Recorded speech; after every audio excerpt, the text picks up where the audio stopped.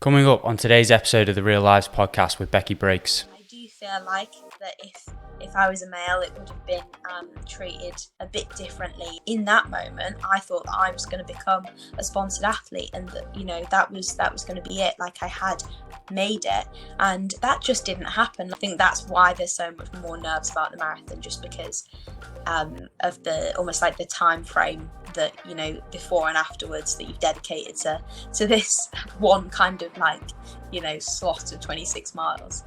I knew that I'd made the Commonwealth standard, but I never imagined to run like 5 minutes quicker than the Commonwealth standard. But there's reasons why. There was one British female finisher in the elite section of the London Marathon this year. No one else made it to the start line. Just before we get into today's episode, please remember to like, subscribe, share the podcast with anyone who may be interested. I really appreciate all the help that I can get. I hope you enjoy this episode with Becky Briggs. So, Becky, why marathons? Why running overall?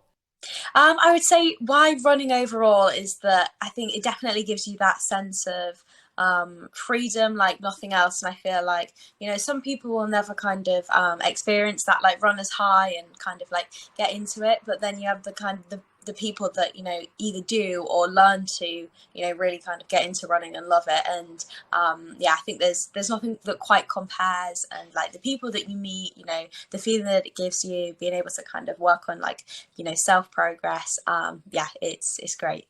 What is it about? Why did you want to make it a profession?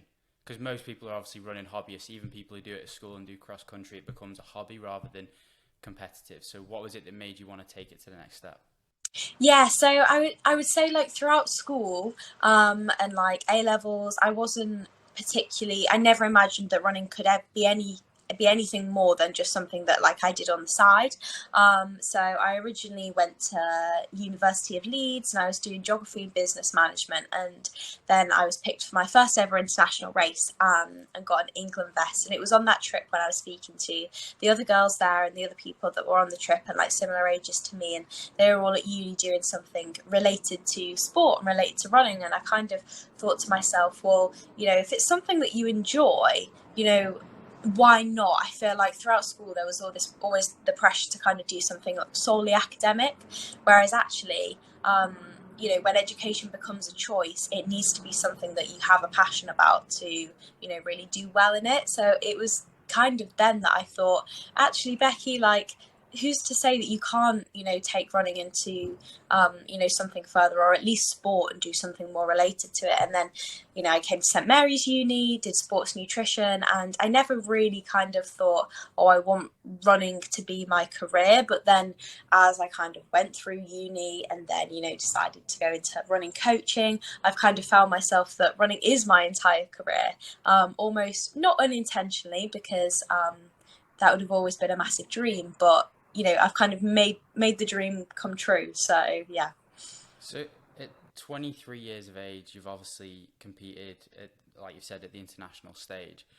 So at what age was it that you started to realize actually this can be a profession, it can be my thing?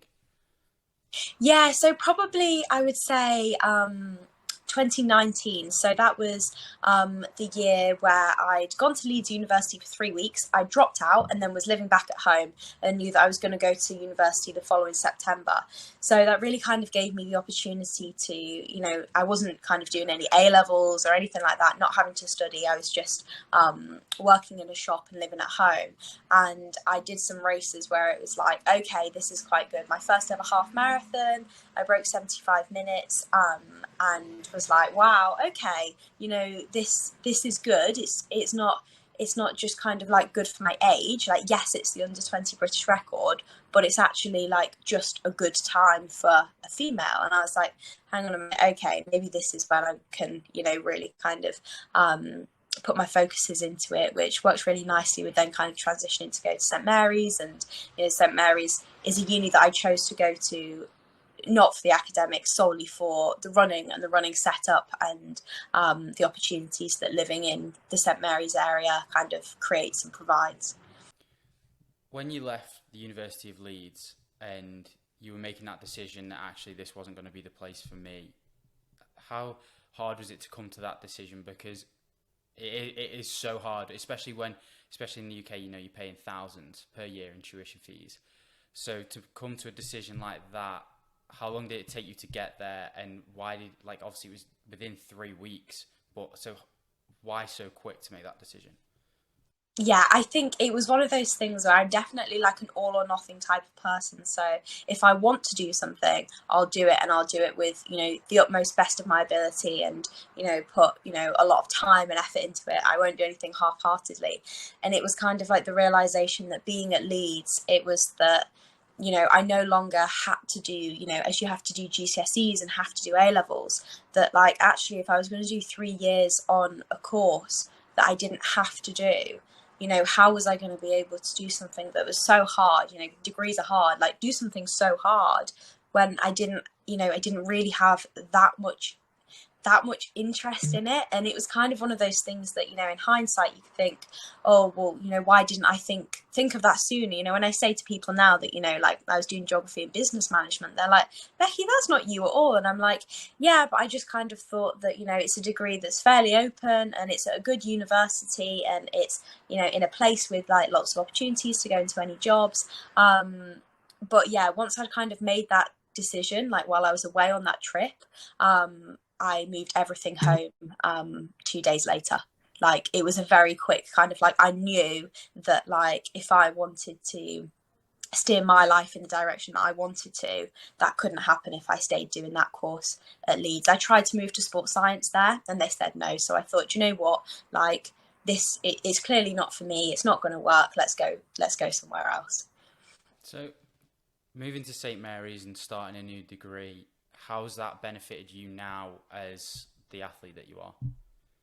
Yeah, so I would say like hugely, St Mary's, as not just as a university but as a place, there's such a community of runners, and you definitely kind of like, you eat, live, sleep, train together. Like everyone is all in the same accommodation block. You do everything together, which, can be quite like intense when you first get there. But I think for me, because I kind of came from like the middle of nowhere in East Yorkshire, like a very, very small place, that actually coming from a place where at school running was kind of singled as being like, the odd one out, or like, oh, that one that does cross country. Whereas at St Mary's, like we were all runners. So we were all kind of like, like that kind of group of people together, and it was normal in our circle, which was really, really nice, and everyone looks out for each other. But then not just the setup of St Mary's in terms of, they do have 2 coaches there, like I'm not coached by those coaches anymore, but the fact that you've got the track there, and you've got the parks, Bushy and Richmond Park. Like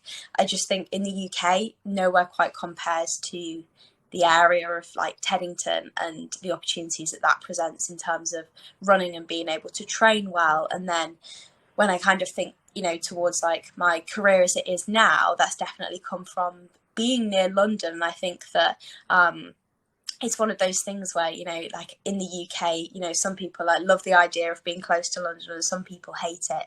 But definitely for me, I wouldn't be living the life that I live now if I hadn't have lived near London and kind of presented myself at things like run clubs, and the people that I've met through almost like the circle of runners that's not necessarily elite runners, but kind of like through social media and things like that, yeah, definitely being at St Mary's was like the catalyst to kind of open those doors to really kind of throw myself into, taking running into being a career.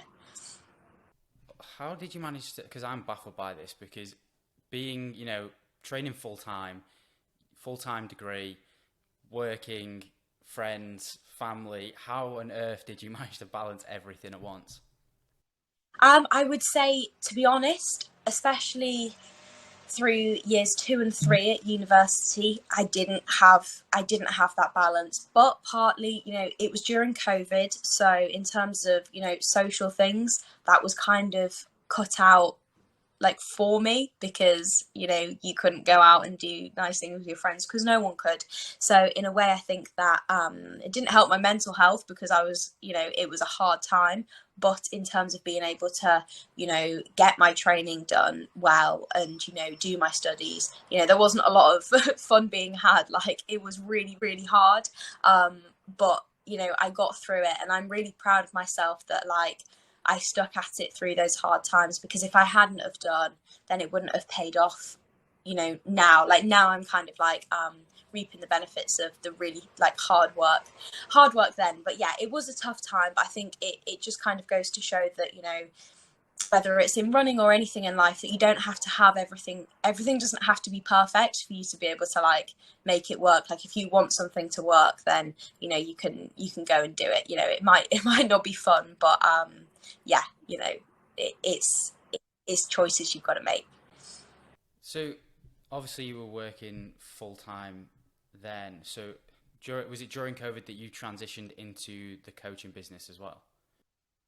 Yeah, so it was like in my last year of uni, that I kind of, picked up the coaching so that I could nicely transition from finishing studying to kind of like going into full-time coaching, which worked really, really well. And yeah, I was really grateful to be able to have already kind of like set that up for myself, so that then when I did finish uni, it was like, okay, like now I know what I'm doing, I can pick this up and like go into, having this as like my full-time job. How have you found working within a, because obviously Run NRG it's not just yourself. Like most coaches when they start out, they work as an individual, whereas you're working with, is it Mike Trees who runs it, and he's like, being an ultra athlete for, God, what, probably 30, 40 years. And then obviously his son as well. And then there's you, and then there's others. So how has that benefited you as a coach from the start until this point now? I would definitely say, I mean, I owe an awful lot to Tommy, just for, it shows the power of just like, having the confidence to like have a conversation. It was one night at Run Club that he said to me, "Oh, Becky, what are you doing next year when you finish uni?" And at that point I was like, "Oh, do you know what, Tommy? I'm not really sure." And he said, "Have you thought about, coaching?" And I thought, well, I have, now that you've kind of planted that seed in my head. And yeah, it kind of went from there. But I think that being part of a team is so valuable, in the sense of like, we share advice, and if one of us has a question about a client, we can use all of our resources, because collectively we have like quite a big reach. But for instance, Mike might know of contacts that I don't, that could really help out someone that I coach. And it's just really nice to kind of have that kind of collective team atmosphere, even though you are working for yourself. Because I think there is that risk that, if you are working for yourself entirely, that sometimes you don't feel like you have anyone to talk to, whether it's even things about not necessarily the coaching, but how to kind of run the business in terms of like your accounts and expenses and all of these types of things, that really helped me out, in terms of the fact of like, I'm 23, like, it's nice to have people there who you can kind of reach out to when you need to, and they can do the same to you. So yeah, it's been hugely beneficial. And I would definitely say like the power of human connection is so important. And me and Tommy had like a day where we were getting content last week, and I came away from it just feeling so much more inspired about my own job, just by talking to someone who's doing the same thing. So yeah. So let's get into what you've achieved in a very obviously short career so far. So you obviously competed in the half marathon, didn't you? Originally, obviously you said you broke 75 minutes, which for those who don't know is absolutely massive. Like even breaking an hour and a half is like very impressive. So to do that, like peak performance. But why the transition from half marathon into the full marathon? Okay, so this was a little bit of like a situational one. So because it was a very strange time throughout like COVID and running and not having the races. So I was at the World Half Marathon Championships in October 2020. Yeah, that'd be right. Yeah, October 2020. And it was kind of in that period where like we were about to go back into lockdown, that like weird November lockdown, and then everything was like, in and out of like rules and restrictions. And at the World Half, it was kind of spoken amongst the team that there was going to be an Olympic marathon trial for the Tokyo like 2021 Olympics. And it was going to be a closed off marathon trial, and it was going to be at Kew Gardens. And I kind of thought to myself, well, if there's ever a chance to do it, then I might as well do it now, because all of my uni lectures are online. I have no social things to go to, and there are no other races to train for. So I might as well use this opportunity of essentially being able to train even more like an elite athlete. I was still studying and still kind of working as a nanny, but like, I didn't have to like physically go into uni and things like that. So I might as well make the most of this opportunity and give it a go. And then it was the classic, I worked so hard in that first marathon block. It was so scary because it was all very new, in terms of distances and things like that. But then on marathon day, it went wrong. It wasn't, look, on reflection, it wasn't a total disaster. I ran like 2:38, but I was in the shape to run, very close to the Olympic standard. Like, on reflection, I know the fitness that I was in, and I just didn't treat the fueling aspect of the marathon with enough respect, and just, completely hit a wall at like 18 miles. But, I got myself round to the finish, but that was, yeah, a very memorable day. But yeah, that's why I went to the marathon. So not necessarily, it was, yeah, situational. It was kind of like, okay, I've got this opportunity, I might as well give it a go and see where it takes me. Do you sit and reflect after each race, look at what you did right and what went wrong, and then manipulate things from there in terms of like a whole training block, not just the race? Yeah, I would definitely say so. I think that that first marathon was such a blessing in disguise, for instance, that like I knew that the training had worked. Well, actually, the training had worked, but I think, I peaked too soon. I think I was too fit too early, and then was tired by race day. I didn't respect the fueling enough. So then I could take that on to the next marathon block and be like, okay, these are the things I'm going to get right. I'm going to make sure that no matter what, I nail the fueling, and that, I don't peak too early. And and then that did pay off. 6 months later I did London Marathon, and I was nowhere near as fit for the race, but I ran 2:34 because I wasn't tired on race day, and I took on all of the fuel. So yeah, there's definitely something to take from really reflecting and breaking down what went wrong, what went right, and kind of taking that forwards.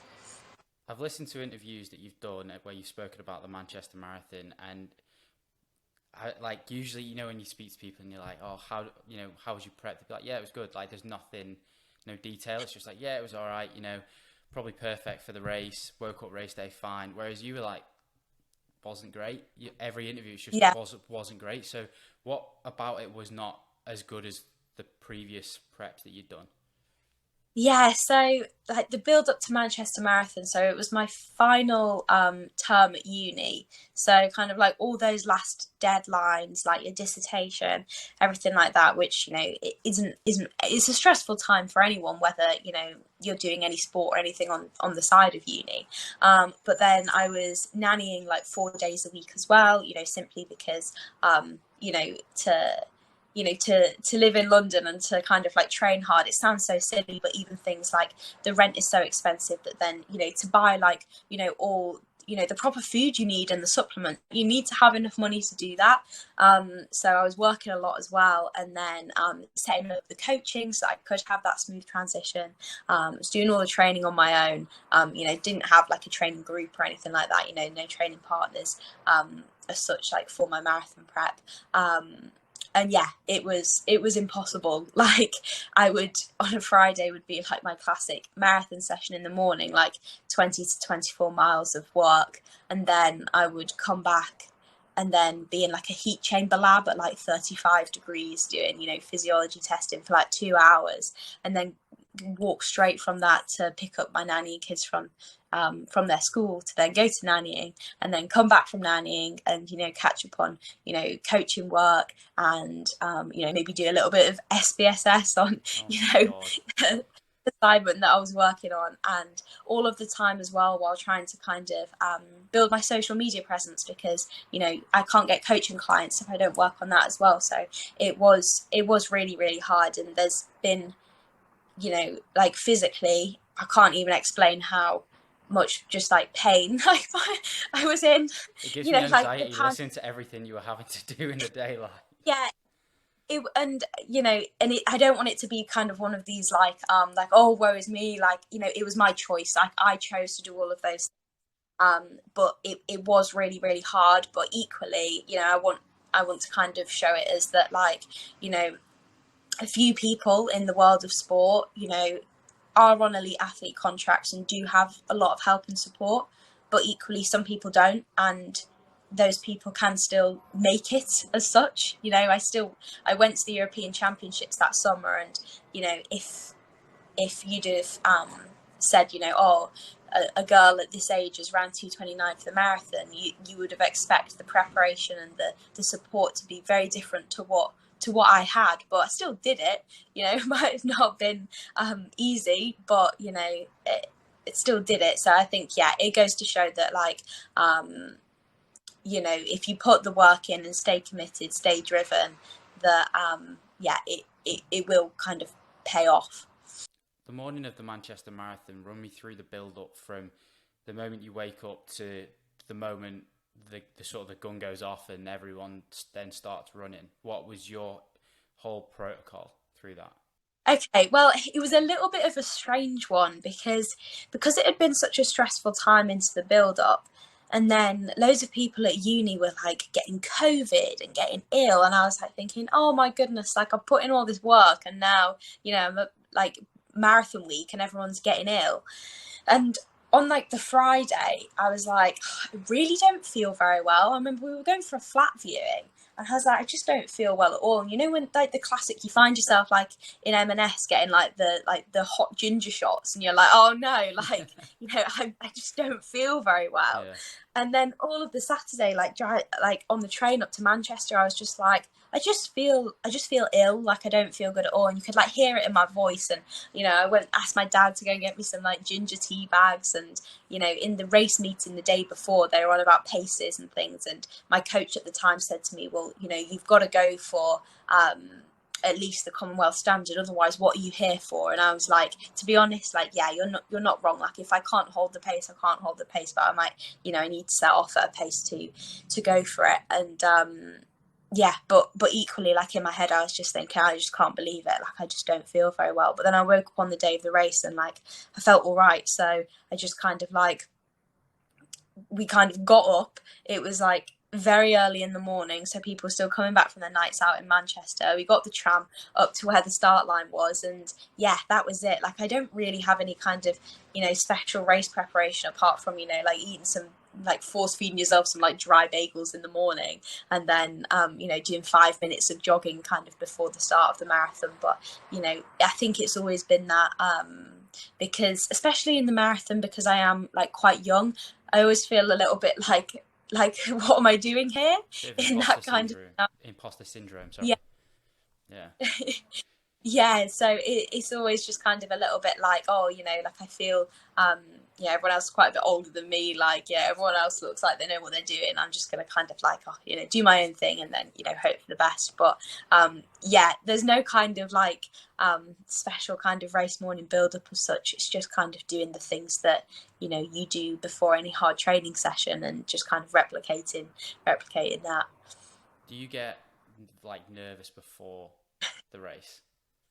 Yeah, massively. Especially, I think, get nervous before other distance races, like 5K, 10K, but it's the fact that, that, like, if you don't perform well in that, then there's going to be another race where, you can do another one in, a few weeks' time, a month's time, a couple of months' time. Whereas with the marathon, there's realistically, you can't do more than 2 a year, and 2 a year is a push anyway. And that you've dedicated pretty much like 3 months at least of your life to this one day. And then even if the race goes, wrong, or whatever wrong might mean, but like it doesn't go well, then your body takes so much time to recover after it that you can't just then put it behind you and spring back into something else, because you just can't do that, because you're a bit broken afterwards. And I think that's what creates the nerves, because you know yourself how much you put into something, and you can only control the controllables, but sometimes you wake up and you just feel rubbish on a day, and if that's marathon day,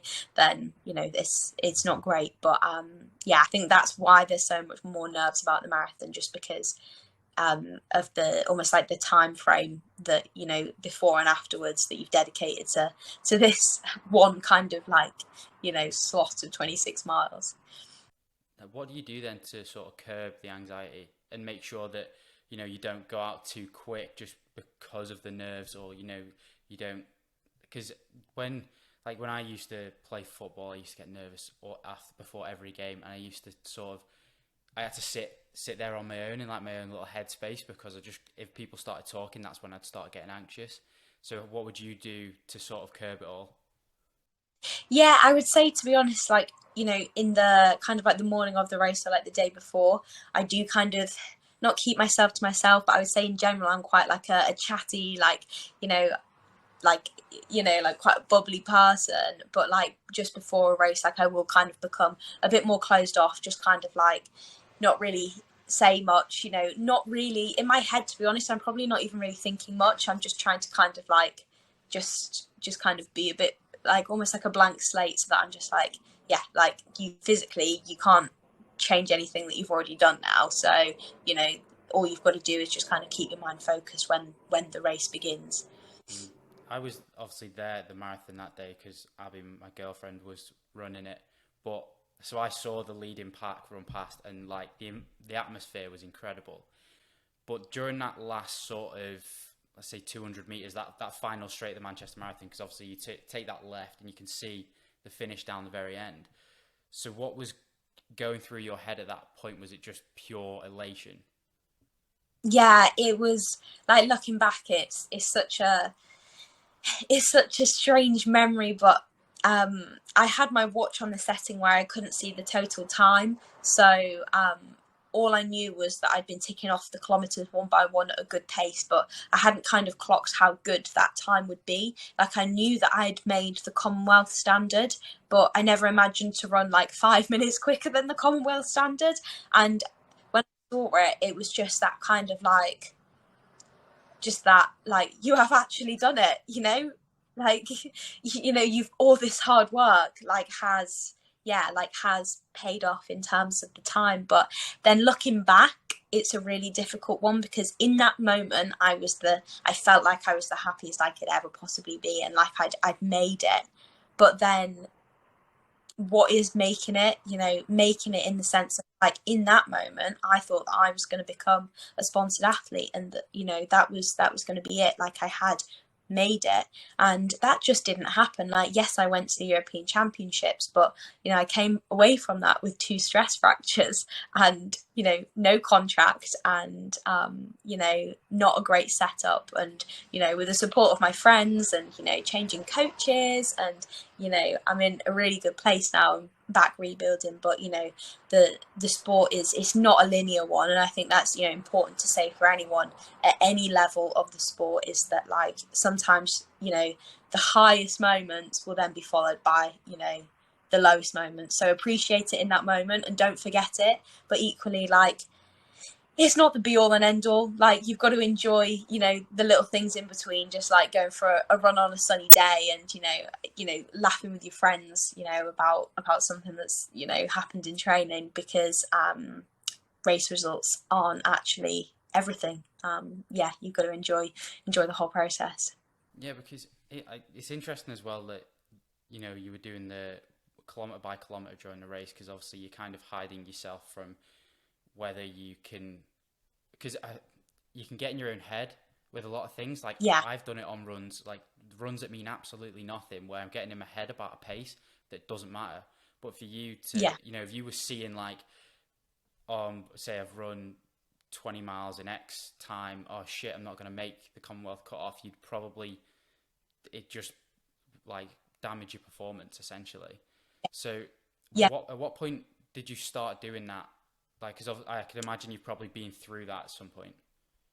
Yeah, I think that to be in like the training blocks, quite often I would have my watch on that setting, just simply because some of the marathon sessions are so long, and so hard, that, for instance, if you're doing, I don't know, 6 by 3K at marathon pace off 1K float, there could be a really dodgy block of marathon pace in there where you don't hit it. But if you're running just the kilometre that you're in, then you can try and make that kilometre a good one. And if it's not a good one, then you move on to the next one, rather than kind of like letting that kind of really impact the whole session. And I think that, you know, it's a good thing to kind of take, you know, for lots of people, whether you're racing, you know, a park run or a 10K or, you know, half marathon, that, you know, you can't change what you've already done, but you can change what you're going to do type of thing. So yeah, if you think about you know, think about it too much and kind of deep it too much, then you're gonna, you know, as soon as your body gets tense and like, you're probably not going to run faster, even if you think that looking at your watch is going to make you run faster. That's probably not going to happen. So yeah, I definitely think it's a useful way of doing it. You mentioned there you thought you'd come out of the marathon as a sponsored athlete as well, and I spoke to a woman who now holds a record for the most marathons consecutively, which was 150 in 150 days. And we had a bit of a conversation about the difference in male and female sponsorship within, especially like, because she was doing obviously these sort of mega endurance sort of challenge, one of these mega endurance challenges. So even at the professional athlete level, like where you're at, do you still think there's a difference in terms of male and female sponsorship now?